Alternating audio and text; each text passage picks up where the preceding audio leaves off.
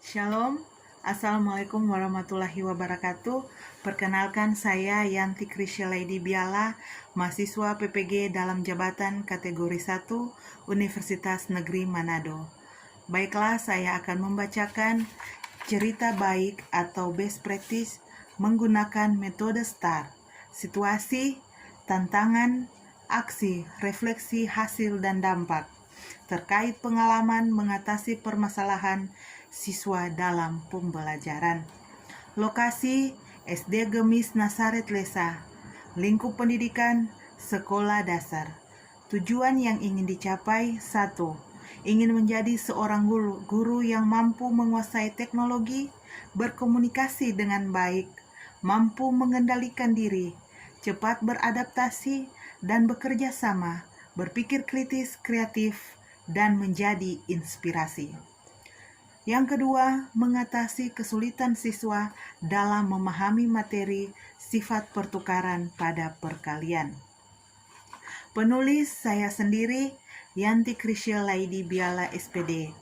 Cerita ini ditulis tanggal 22 September tahun 2022. Kondisi yang menjadi latar belakang dari praktik pembelajaran ini adalah sekolah saya mengajar, yaitu SD Gemis Nasaret Lesa, letak di Kelurahan Lesa, Kecamatan Tahuna Timur, Kabupaten Kepulauan Sangihe. Sekolah saya cukup jauh dari kota dan terkendala dengan jaringan internet. Seringkali kendala jaringan internet ini membuat guru kesulitan untuk mencari sumber pembelajaran selain buku yang ada di sekolah, mencari model-model pembelajaran yang inovatif, mencari video pembelajaran yang sesuai dengan materi, sehingga guru seringkali hanya mengajar menggunakan metode ceramah, tanpa menggunakan media pembelajaran. Dari keadaan ini berpengaruh dalam proses pembelajaran di kelas, terutama dalam tingkat pemahaman siswa terhadap materi yang diajarkan. Dari kondisi ini saya mengangkat masalah, yaitu siswa lambat dalam memahami materi. Hal ini juga dikarenakan: 1. Siswa memiliki kesulitan belajar. 2. Metode belajar tidak sesuai dengan karakteristik siswa. 3.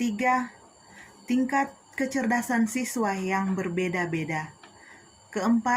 Media pembelajaran yang digunakan tidak sesuai. 5. Guru hanya mengajar menggunakan metode ceramah. 6. Guru kurang menggunakan model pembelajaran yang inovatif. Praktek pembelajaran ini penting untuk dibagikan karena: 1. Ingin mengatasi masalah pembelajaran di kelas, yaitu siswa lambat dalam memahami materi. 2. Ingin meningkatkan hasil belajar siswa. 3. Ingin memotivasi diri sendiri untuk melakukan praktik pembelajaran yang inovatif. 4. Ingin membantu teman-teman guru yang memiliki atau menghadapi masalah yang sama di dalam pembelajaran. Peran dan tanggung jawab saya dalam praktik pembelajaran ini adalah sebagai guru yang mendesain pembelajaran yang inovatif, bertanggung jawab atas keberhasilan pembelajaran di kelas. Adapun tantangan yang saya hadapi dimulai dari sarana dan prasarana yang kurang memadai, ruang kelas yang kurang kondusif di mana plafon ruang kelas bocor, lantai yang pecah. 2. Tidak tersedianya LCD dalam menunjang pembelajaran. 3. Jaringan internet yang sulit dijangkau. Tantangan yang dihadapi saat perencanaan pembelajaran yaitu: 1. Mendesain pembelajaran yang inovatif dan harus menyelesaikan masalah pembelajaran yang dihadapi di kelas. 2. Mencari tipe apa yang efektif dan efisien untuk mengatasi masalah pembelajaran. 3.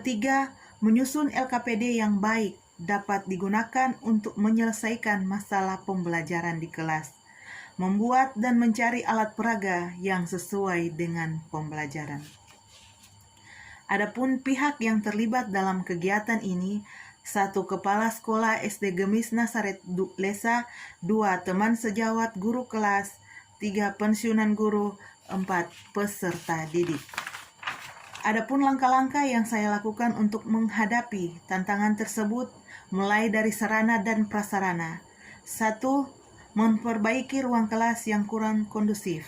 Saya dibantu oleh kepala sekolah dan orang tua siswa. Kami mengadakan kerja bakti untuk melakukan pembenahan ruang kelas. Kedua, untuk LCD yang nantinya dipakai untuk praktek pembelajaran, saya dibantu oleh teman guru mahasiswa PPG kategori 1 dalam jabatan, saya dipinjamkan oleh teman saya.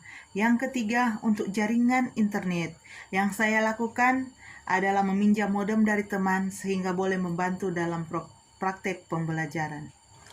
Langkah-langkah yang saya lakukan untuk mendesain pembelajaran yaitu: 1. Membaca literatur pada Google, YouTube, dan lain-lain. Kedua, berdiskusi dengan kepala sekolah dan teman sejawat di sekolah. Ketiga, berdiskusi dengan dosen, guru pamong, dan teman sejawat, dalam hal ini sesama peserta PPG. Strategi yang digunakan dalam pembelajaran: saya menggunakan strategi yang sesuai dengan materi yang diajarkan untuk mencapai pembelajaran, yaitu: 1. Menggunakan model pembelajaran inovatif, dalam hal ini problem-based learning. Kedua, menggunakan metode ceramah, diskusi, tanya jawab, dan penugasan. Ketiga, menggunakan video pembelajaran. Keempat, menggunakan alat peraga, yang digunakan adalah telur plastik dan piring kecil. Yang kelima, memberikan LKPD dan soal evaluasi. Bagian dongeng dan matematika sifat komutatif pada pembelajaran. Pembelajaran ini dilakukan dengan menggunakan LCD dan alat peraga telur plastik dan piring yang digunakan dalam menjelaskan sifat pertukaran pada perkalian. Pembelajaran ini menarik dan siswa makin antusias mengikuti pembelajaran. Di kegiatan pembelajaran ini, siswa dibagi menjadi 4 kelompok yang beranggotakan 3-4 orang siswa. Semua siswa mendengarkan video dongeng, kisah petani dan anak harimau. Kemudian siswa berdiskusi, mencari pesan dalam dongeng, dan membuat peta pikiran berdasarkan dongeng. Setelah itu, kembali menyimak video tentang sifat pertukaran pada perkalian. Dan siswa kembali mengerjakan LKPD, menyelesaikan soal tentang pertukaran pada perkalian. Di dalam kelompok, saya boleh melihat semua siswa bekerja sama dengan baik, aktif dalam berdiskusi, sehingga bisa mengerjakan LKPD dengan baik. Dari pembelajaran ini dapat dilihat siswa dengan cepat memahami materi yang diajarkan. Ada peningkatan dari sebelumnya. Dilihat dari siswa menjawab LKPD dengan benar, mengerjakan soal evaluasi secara mandiri dengan nilai perolehan yang memuaskan melebihi KKM.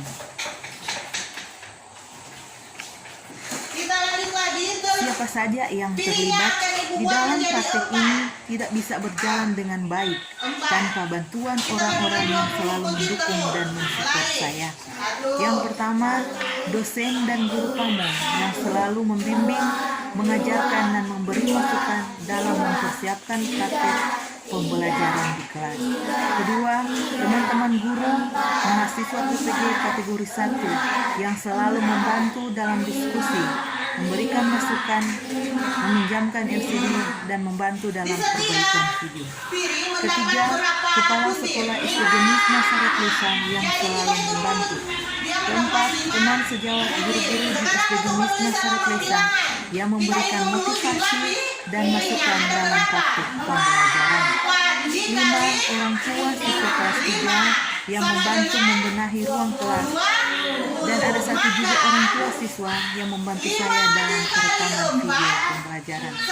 Keenam, keluarga saya yang selalu setia memberikan motivasi dan membantu dalam pembenahan ruang kelas sampai perekaman video pembelajaran.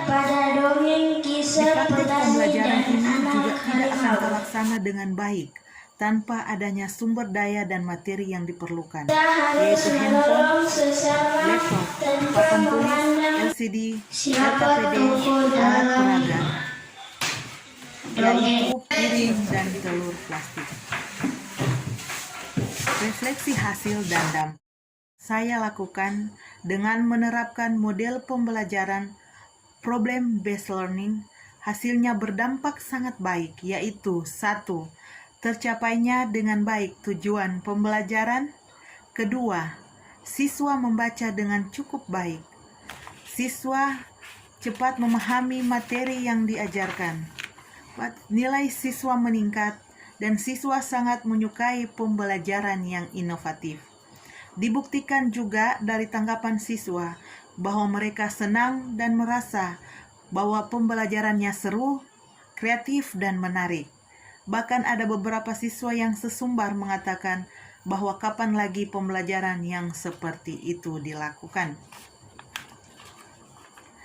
Dari praktek pembelajaran memberikan dampak yang baik bagi siswa maupun guru.